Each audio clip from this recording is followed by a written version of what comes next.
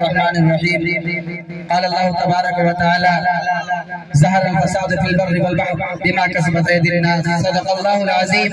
قال النبي صلى الله عليه وسلم من رأى منكم منكرا فليغير بيده فإن لم يستطع فبلسانه فإن لم يستطع فبقلبه وذلك ضعف الإيمان. قال النبي صلى الله عليه وسلم كلكم راع وكلكم مسؤول عن رعيته أو كما قال عليه الصلاة والسلام. चश्मे अक़वाम से मख्फी हकीकत तेरी है, अभी महफिल हस्ती को जरूरत तेरी, जिंदा रखती है जमाने को हरारत तेरी, को कभी किस्मत इनका है खिलाफत तेरी, वक्त फुर्सत का काम अभी बाकी है, नूर तौहीद का इत्माम अभी बाकी है। सुलगना और शे है, चल के मर जाने से क्या होगा, जो हमसे हो रहा है काम परवाने से क्या होगा।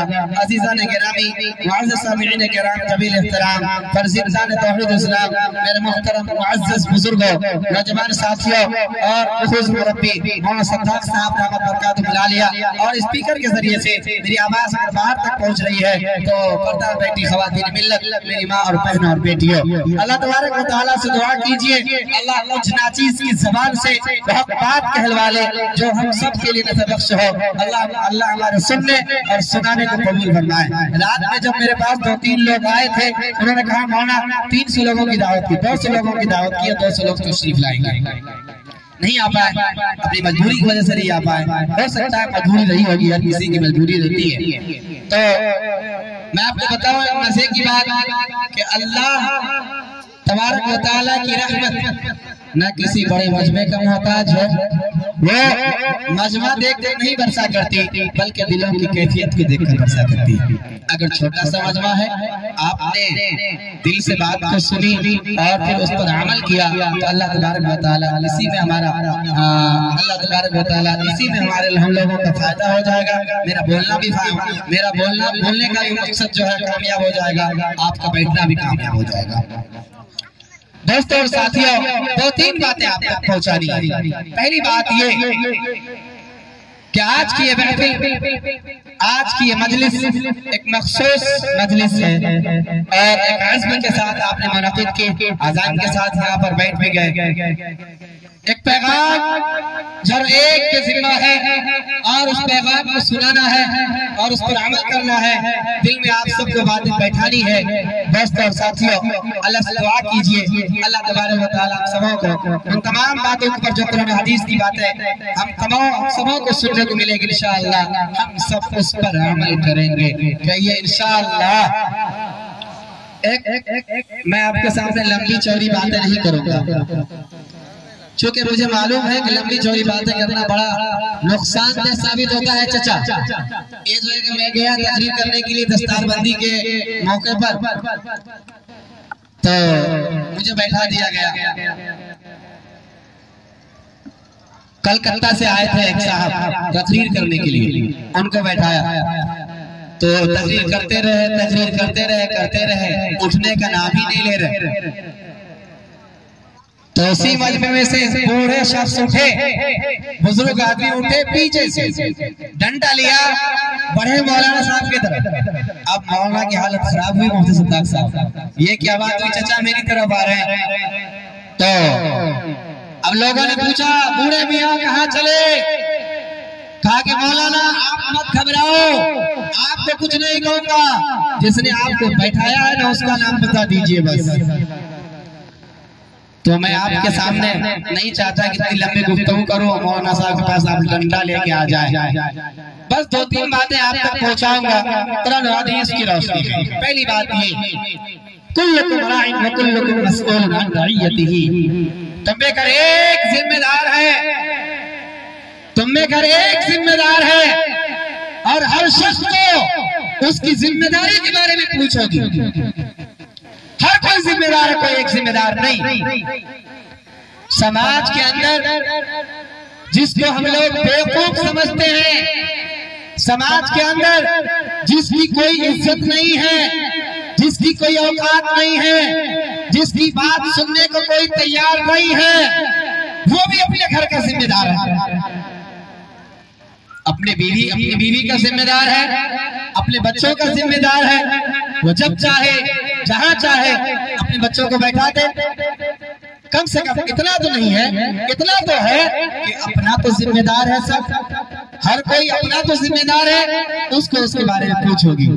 अब गहराई में जाएंगे, वहां पर जहां बीवी के पास हम जाएंगे तो वहां पर भी क्या बोलना है, कितना बोलना है, उसका भी हुनर चाहिए, उसका भी सलीका चाहिए। और बहुत ज्यादा गहराई में जब आप जाएंगे तो बीवी किसी की भी नहीं सुनती, मेरी क्या किसी की भी नहीं सुनती। दोस्तों और साथियों लगा तो हर एक जिम्मेदार है, हर एक को उसकी जिम्मेदारी के बारे में पूछोगी। किसी को अल्लाह ने इज्जत दी, किसी को अल्लाह ने कुर्सी पर बैठाया तो उसके बारे में अल्लाह, कुर्सी पर बैठाने वाली जात अल्लाह की है, इज्जत देने वाली जात अल्लाह की है।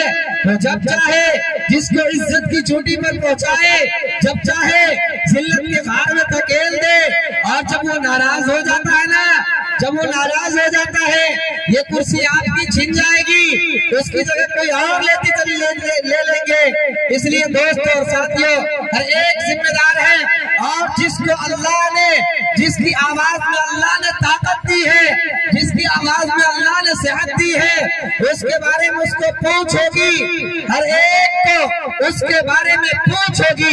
कुल्लुकुम राइन व कुल्लुकुम मसऊलुन अन रइयतिही, तुम में हर एक जिम्मेदार है, हर एक से उसकी जिम्मेदारी के बारे में पूछोगी, हर एक की पूछो, कोई एक जिम्मेदार नहीं, हर कोई जिम्मेदार है। मुझे रहज़नों से गिला नहीं, तेरी रहबरी का सवाल है। वो तो रहज़न थे, वो तो डाकू थे, वो लूट लिए, उसका काम था लूटना, वो लूट लिए। तुम कैसे रहबर साबित हुए, तुमने कैसी रहबरी की, तुम्हारे काफिले को लूट लिया गया, तुमने कैसी रहबरी की, उसका काम था लूटना, तुमने कैसे रास्ते का इंतखाब किया तो तुम्हारे काफिले को लूट लिया गया। पूछोगी, हर किसी से पूछोगी। आज जब समाज के अंदर निगाह उठा करके देखते हैं, बहुत सारी खराबियां हमें देखने को मिलती है, और जब आती है इन खराबियों को, इन गुनाहों को बंद करने की, इस पर लगाम लगाने की, तो लोग फिर क्या बात करते मालूम, उस्ताद की बात करते हैं। मस्जिद में कैसे जाना है, मस्जिद में पहला पैर कैसे रखेंगे, दाया पैर कैसे रखेंगे, भला साहब तो बाया पैर रख दिया, उसको तो मस्जिद में आने की तमीज नहीं है, वो कैसे मस्जिद का काम करेगा, वो क्या काम करेगा। दोस्तों और साथियों जब बात आ जाए फर्ज की तो मुस्तहब को नहीं देखा जाता है, ये इसका नंबर बाद में आएगा।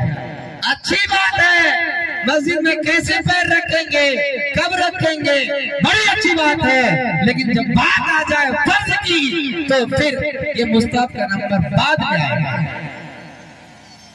इसलिए मामलात और अखलाकियात दूसरी अलग अलग चीज है। मामलात का संविधान हम मुकामी सतह पर जिस तरीके से होगा बात करके करेंगे, जब बात आ जाए अखलाक की, जब बात आ जाए लोगों को नफा पहुंचाने की, हम जब भी बोले सच बोले, जब भी बोले लोगों को नफा के लिए पहुंचाए, लोगों को नफा के लिए सोचे, जब भी सोचे दूसरों को खुश करने के लिए सोचे, ये अखलाकियात है। समाज की बात अलग है, अखलाकियात ये बात कहती है। दोस्तों और साथियों मल्लम यरहम सगीरना वलम युअक्किर कबीरना, रब कब खुश होंगे, रब कब खुश होंगे जब आपका अखलाक अच्छे होंगे, जब आपकी जुबान अच्छी होगी, जब आपकी सोच अच्छी होगी, जब आपकी जुबान के अंदर या अपने दिल के अंदर लोगों की मखलूक की तड़प होगी, तब आपके लिए अल्लाह तबारक व तआला दूसरों के दिलों में मुझसे को पैदा फरमाएंगे, तब आपके दिलों में अल्लाह तबारक व तआला दूसरों के लिए मोहब्बत को पैदा फरमाएंगे। दोस्तों और साथियों अल्लाह के रसूल सल्लल्लाहु अलैहि वसल्लम ने फरमाया वल्लाहु ला युमिन, वल्लाहु ला युमिन, वल्लाहु ला युमिन, वो मुसलमान नहीं, वो ईमान नहीं रखता। सहाबा ने पूछा कालू या रसूलल्लाह, कौन या रसूलल्लाह? आपने फरमाया वो जिसकी जुबान से मल्लम यरहम सगीरना वलम युअक्किर कबीरना फलैसा मिन्ना, जो शख्स बड़ों की ताज़ीम नहीं करता, जो शख्स छोटों पर रहम नहीं करता, उलमाए दीन की कदर नहीं करता, वो मुसलमान नहीं, वो ईमान नहीं रखता। अब बताइए जब गुनाह को गुनाह नहीं समझा जाता है तो फिर गुनाह का अदना दर्जा बाकी रहा कैसे। दोस्तों और साथियों, दो बातें आपके सामने हो गई, एक बातें आपके सामने हो गई। इंशाअल्लाह हम जब भी बोलेंगे अपनी जुबान को हवाई फायरिंग से इंशाअल्लाह हम इसको दूर रखेंगे, अपनी जुबान से बात करेंगे। चौक चौराहे बैठ के बोलते हैं फला जगह ऐसा हुआ, वो फायरिंग कर रहा है, जुबान से होगा कुछ नहीं। घरे पूछिए तो मार भात पका, बात ऐसे ऐसे बोलेगा तो ऐसा लगेगा कि पूरे पूरे झारखंड को हिला देगा। 2 दिन पहले मौलाना सुल्तान साहब एक बच्चा बोल रहा था हम बिहार हिला देंगे, हम झारखंड हिला देंगे। बोले बेटा रुको, 2 साल के बाद तेरा खानदान हिलेगा। तू काम ही ऐसा कर रहा ना, इतना शैतानी तो लगाम लगाने की जरूरत है। हम अपनी जुबान को फालतू चीजों से, हुरियानियत से, बेहुदा बातों से पाक करेंगे इंशाअल्लाह। कहिए इंशाअल्लाह। सभी हजरात हाथ उठाइए, इंशाअल्लाह करेंगे। चचा लोग, अल्लाह ताला आप लोगों की जिंदगी में बरकत अता फरमाए। पहली बात। दूसरी बात, आज जिससे भी आज पूछिए तेरा पालने वाला कौन? कहेगा तेरा मेरा पालने वाला कौन? अल्लाह। किसी से पूछे भाई तेरा पालने वाला कौन है, वो कहेगा अल्लाह। तेरा मेरा पालने वाला अल्लाह। भाई साहब, जब तेरा मेरा पालने वाला अल्लाह है, मुसलमान झूठ क्यों बोलता है? जब पालने वाला अल्लाह है, मुसलमान दूध में पानी मिला करके क्यों बेचता है? जब पालने वाला अल्लाह है, मुसलमान अपने बेटे के शादी में तिलक जहेज क्यों ले रहा है? जब पालने वाला अल्लाह है, एक मुसलमान दूसरे मुसलमान के जमीन दबाने के चक्कर में क्यों लगा हुआ है? जब पालने वाला अल्लाह है, एक मुसलमान दूसरे मुसलमान को धोखाधड़ी क्यों कर रहा है? उसके साथ धोखा क्यों दे रहा है उसको? जब पालने वाला अल्लाह है, एक मुसलमान सूद क्यों खाता है? जब पालने वाला अल्लाह है, मुसलमान रिश्वत क्यों लेता है? ये सारी बातें बता रही है। सिर्फ जुबान का बोल है कि पालने वाला अल्लाह है, दिल का बोल होता कि पालने वाला अल्लाह है तो चरवाहे को किसी ने जंगल में कहा देखो एक बकरी हमारे हाथ बेच दे, तेरा भला होगा, तुझे पैसे मिल जाएंगे, मेरा भला होगा, हम दूध भी पी लेंगे, गोश्त भी खा लेंगे। जब मालिक पूछे कि बता भाई बकरी कहाँ गई, तो कह देना एक बकरी को भेड़िया लेकर के चला गया।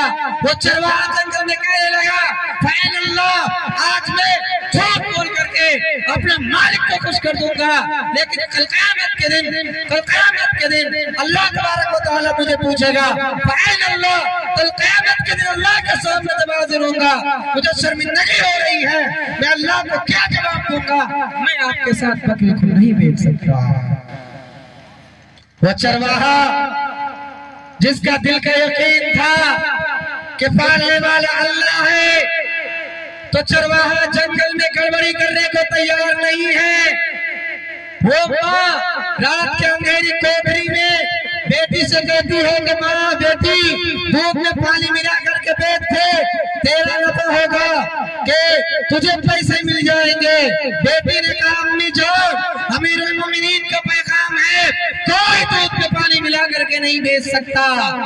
तो उन्होंने कहा बेटी ये तो रात का अंधेरा है, रात की तारीकी है, गुप्त अंधेरा है, तेरे और मेरे सिवा कोई यहाँ पर मौजूद नहीं है, कैसे अमीरुल मोमिनीन तक बात पहुँचेगी?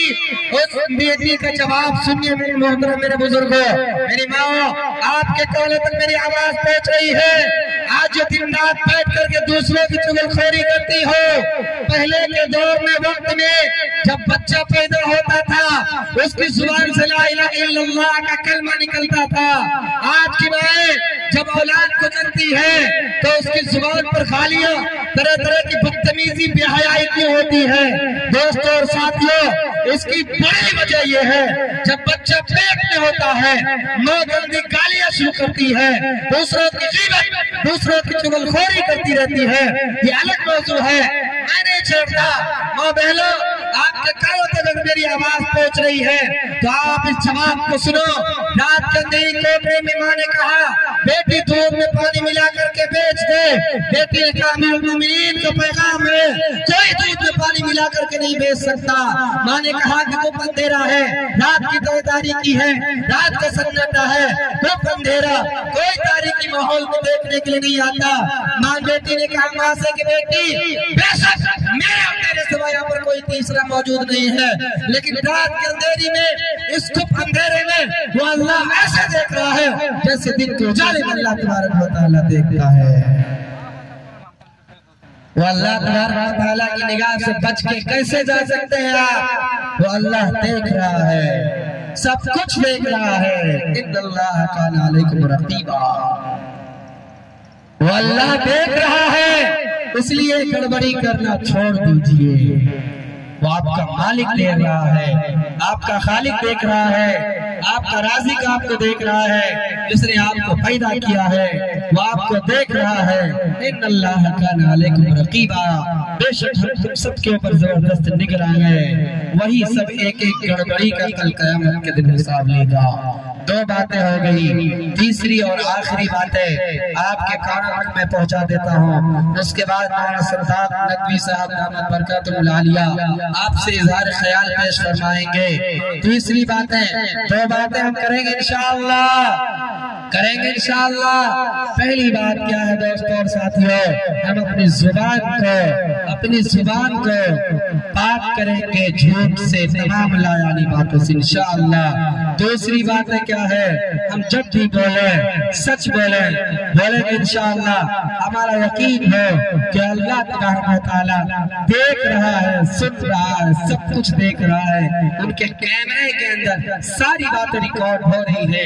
जिस तरीके से अभी रिकॉर्ड सारी बातें हो रही है, उसी तरीके से अल्लाह तबारक व तआला भी रिकॉर्ड कर रहा है। तीसरी बात है वो तालीम के हवाले से, ये बच्चे यहाँ पर मदरसा हुसैनिया के बच्चे आपके सामने बैठे हुए हैं। तालीम के हवाले से मैं आपको बताऊं कि फिक्र अमल पहले फना होती है, फिर जाके किसी कौम की शौकत में जवाल आता है। आज चुनिंदे बच्चे जो बाहर के बच्चे आकर के मदरसे में पढ़ते हैं, लेकिन हमारे यहाँ के बच्चे महरूम हो रहे हैं। इससे बड़ी बदनसीबी की बात हमारे और आपके लिए क्या हो सकती है? इंग्लिश मीडियम में आपने पढ़ा दिया बच्चों को ABCD जाना, लेकिन ला इलाहा इल्लल्लाह नहीं जाना। That is very important Islamic education and modern education। आप इंग्लिश मीडियम में पढ़ाते हैं अलग कल्चर में, आप जहाँ पढ़ाते हैं वहाँ हम लोग भी CBSE बोर्ड से पढ़े लिखे लोग हैं।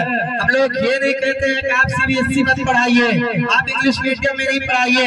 हम लोग तो नदवा से बात करने वाले फारिग होने वाले लोग हैं। हम लोग खुद कहते हैं कि आप इंग्लिश मीडियम में पढ़ाइए, लेकिन सबसे पहले आप उसे इस्लामी तालीम दीजिए, ताकि आपके मरने के बाद आपके जनाजे की नमाज पढ़ाने वाला कोई आलिम ना मिले। आपको बच्चा इतना पढ़ा लिखा होना चाहिए तो आपके जनाजे की नमाज पढ़ा सके। तखय्युलात की दुनिया में आपको चचा लेकर के चलो। मीरगंज के अंदर एक जगह है, बरेली में मीरगंज जगह है, वहां पर जाना हुआ।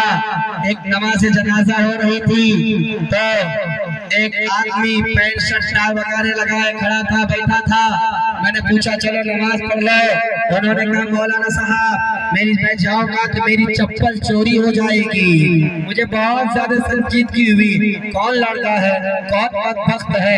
तो पता चला मौलाना मैं कोई और नहीं हूँ, ये जिनकी नमाज जनाजा हो रही है ये मेरा बाप है, मैं इसका लड़का हूँ।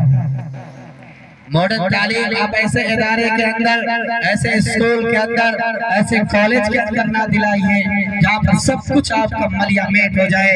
माँ बाप के हुकूक है, माँ बाप के क्या किरदार है, ला इलाहा इल्लल्लाह का मतलब माना क्या है, कुछ न जाने सब मलिया मेट हो जाए। बेसी करे आप उन्हें इंग्लिश मीडियम में दीजिए, इंजीनियर बनाइए, साइंटिस्ट बनाइए, मास्टर बनाइए, जो बनाना है सब कुछ बनाइए। सबसे पहले उन्हें मुसलमान बनाइए। बनाएंगे इंशाअल्लाह। एक मिनट तो मचल के बोले अल्लाह के नाम पर हाथ उठा के बोलिए इंशाअल्लाह। हम उसको दीनी तालीम भी देंगे इंशाअल्लाह अज़ीज़। अल्लाह आप तमाम लोगों के हाथों को सलामत रखे, अल्लाह आपके हौसलों को सलामत रखे। मैं ये कह रहा था कि that is very important Islamic education. मैं दलाइल से बात करता हूँ, किस्सा कहानी मेरी आदत नहीं है, मैं दलील आपको दे दूं इसकी। दोस्तों और साथियों, we are not able to do anything in the world without education. That is very important. Islamic education. आप इलाके के अंदर अगर सम्मान चाहते हैं, मदरसे के कुछ बच्चे यहाँ पर बैठे हुए आपसे मैं कहता हूँ, आप अगर सम्मान चाहते हैं, समाज में खोई हुई इज्जत को हासिल करना चाहते हैं, आपको तालीम के मैदान में आगे आना पड़ेगा, वरना तालीम के बगैर आप कुछ नहीं कर सकते। तो आएंगे इंशाअल्लाह। दोस्तों और साथियों, मैं तखय्युलात की दुनिया में आपको लेकर के चलो। याकूब अलैहिस्सलाम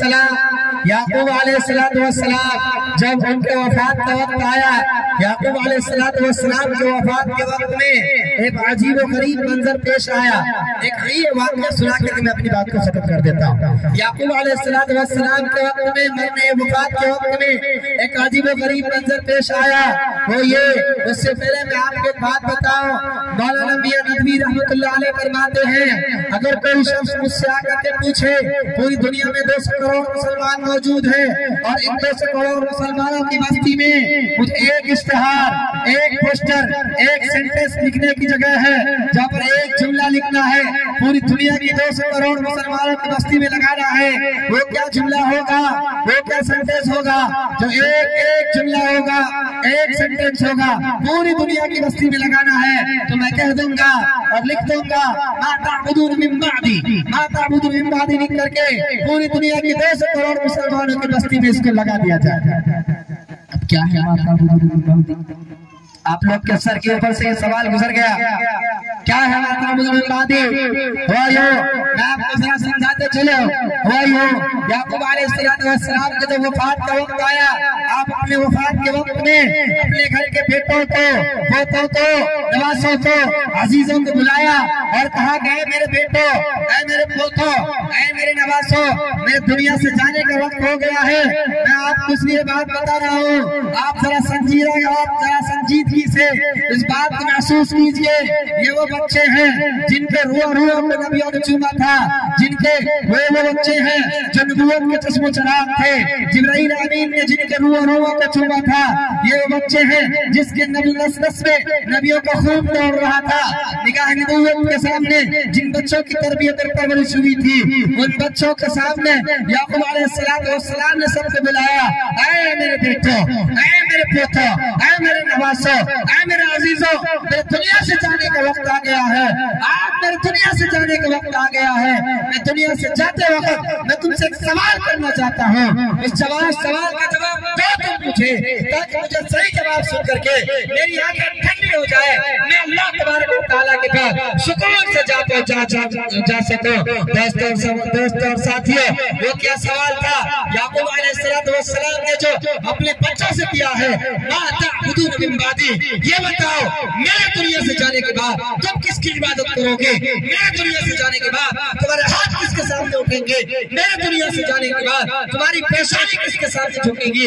वो बच्चे जो नबूवत के चश्मो चराग थे, बच्चों ने मेरे सवाल कह दिया, याबुदु इलाहा व इलाहा आबाए इब्राहीम इस्माइल व इसहाक इलाहा व नहनु मुस्लिमून। कुरान करीम के अंदर अल्लाह तबारक व तआला ने इसका नकल किया। कुरान करीम के अंदर वो तमाम बच्चों ने एक सवाल कह दिया, याबुदु इलाहा व इलाहा आबाए इब्राहीम इस्माइल व इसहाक इलाहा व मुस्लिमून। ऐ मेरे दादा, ऐ मेरे परदादा, ऐ मेरे नाना, आप घबराइए मत, हम आपके अब्बाजाद इब्राहीम अलैहिस्सलाम उनके माबूद ला शरीक रहो, एक अल्लाह की इबादत करेंगे, उसके अलावा किसी की इबादत नहीं करेंगे। दोस्तों और साथियों, वो नबी जो अपने बच्चों के ईमान और अकीदे से मुतमईन नहीं है, आज 1400 साल के बाद उम्मत के लोगों को दोनों के मुसलमानों, आप अपने बच्चों की ईमान और अकीदे से कैसे मुतमईन हो गए? बताइए कैसे मुतमईन हो गए? आज जरूरत इस बात की है हम अपने बच्चों को इस काबिल बनाएं कि बच्चे हमारे मरने के बाद नमाज जनाजा पढ़ा सके, पढ़ाएंगे इंशाअल्लाह। वो जो एक समरा और एक शजरा हाजी खतीब साहब ने लगाया, वो बहुत बड़ा समरा तकसीम हो रही है। हम आप अपने बच्चों के मुस्तकबिल के लिए अपने गाँव के अंदर मकतब के मेयार को बुलंद कीजिए, पढ़ने के लिए भेजिए और भी करें, कुरान करीम भी पढ़ाएंगे, हम पढ़ाएंगे। आज होता क्या है, बाप का आम सिबारा पढ़ाते पढ़ाते बाप का भी नस टूट जाता है, बच्चों का भी नस फूलने लगता है। जो सरल होगा, जो नेता हुआ होगा, जो लंगड़ा होगा, उसको देगा मदरसा में मौलवी को दौर में, और जो स्पेशल क्वालिटी होगा उसको देगा इंग्लिश में। पैदा हो गई है, लानत है बाप के ऊपर, रुतबे को पैसे खटे रसूल सल्लल्लाहु अलैहि वसल्लम जो कुरान करीम के मर्तबे को आप लिए सीने में अगर दिल रखते हैं, अभी इरादा करिए, ये तय कीजिए, आज मैं मेंबर से, स्टेज से, इस प्रोग्राम से आपके कहने की हिम्मत कर रहा हूँ, दोनों तालीम को कंबाइन करेंगे, हम दीनी तालीम भी बच्चों को पढ़ाएंगे और इंग्लिश